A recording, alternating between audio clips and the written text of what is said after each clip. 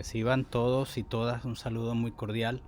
Mi nombre es Alejandro Oviedo, yo soy lingüista venezolano, vengo de los Andes y tengo muchos años viviendo fuera del país. Vivo en Alemania desde hace cerca de 20 años. Mi amiga Claudia Jaimes me contactó recientemente y me contó de esta ocasión del foro que van a realizar entre los intérpretes de lengua de señas venezolana en relación con el tema de la apropiación cultural, como se ha traducido la frase cultural appropriation en español. Yo quería al respecto soltar algunas ideas que me pasan ahora por la mente en relación con ese tema, y sobre todo en el contexto de que esa discusión ya ha tenido lugar desde hace algunos meses en Alemania, y pues yo he podido desde el lugar en el cual trabajo, desde el área en la cual trabajo, seguirla un poco. En principio quiero decir que la traducción que se hace de la frase inglesa al español, apropiación cultural, adolece de cierta inexactitud.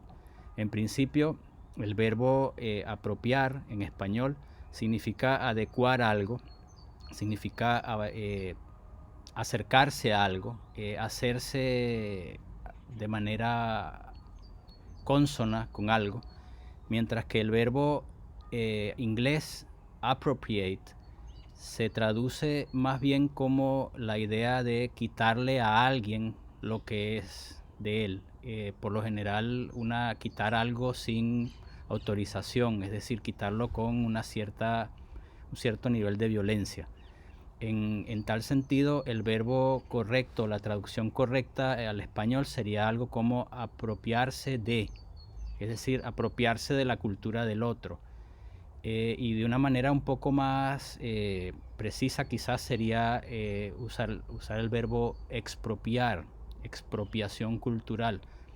Sin embargo, tenemos la paradoja de que en principio uno está expropiando un bien que en realidad no deja de pertenecerle al otro. Es decir, yo le quito la cultura al otro en la medida en la cual la utilizo para beneficio mío.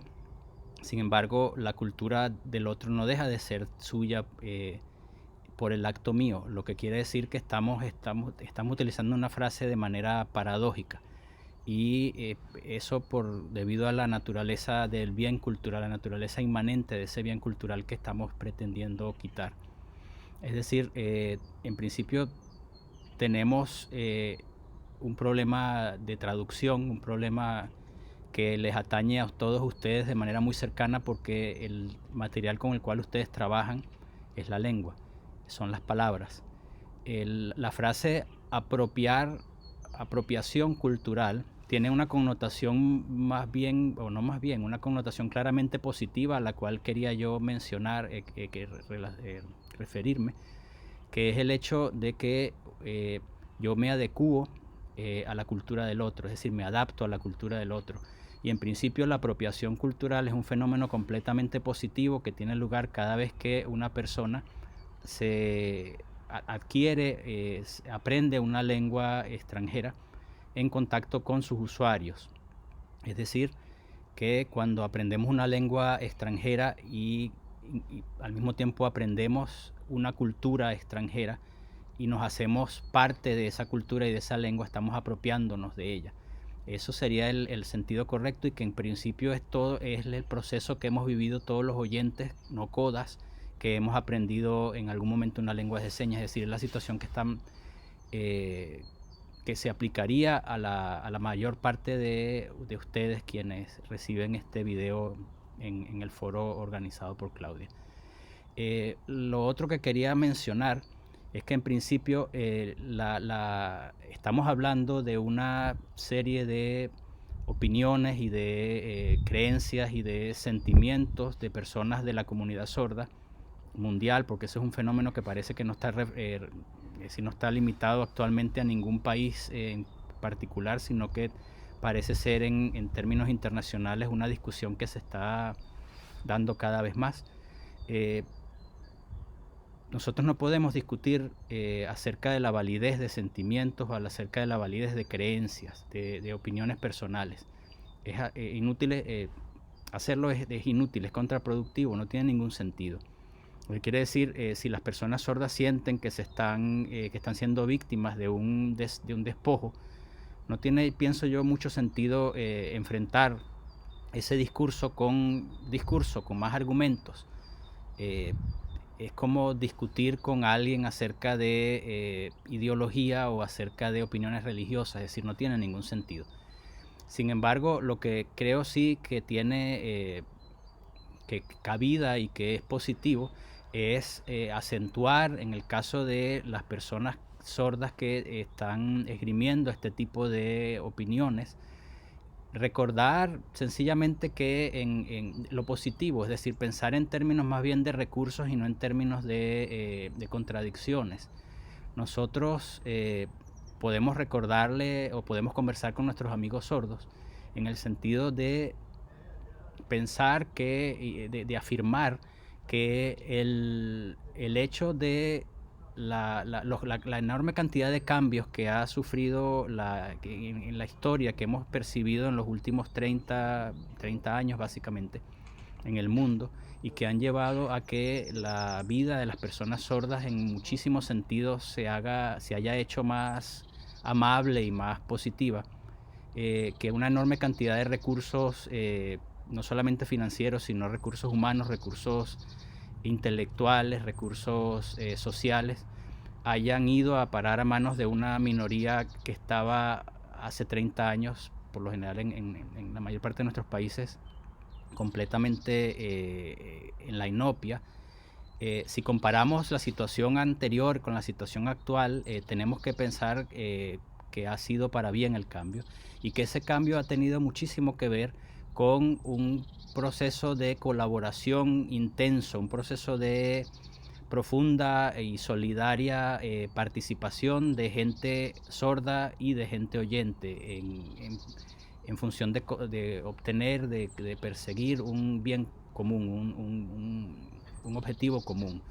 Es decir, ha sido justamente la colaboración de la comunidad sorda con una enorme cantidad de personas oyentes, amigos de personas oyentes, intérpretes de personas oyentes, padres, activistas, lo que ha permitido que ese proceso se catalice y se haya convertido en lo que puede ser hoy.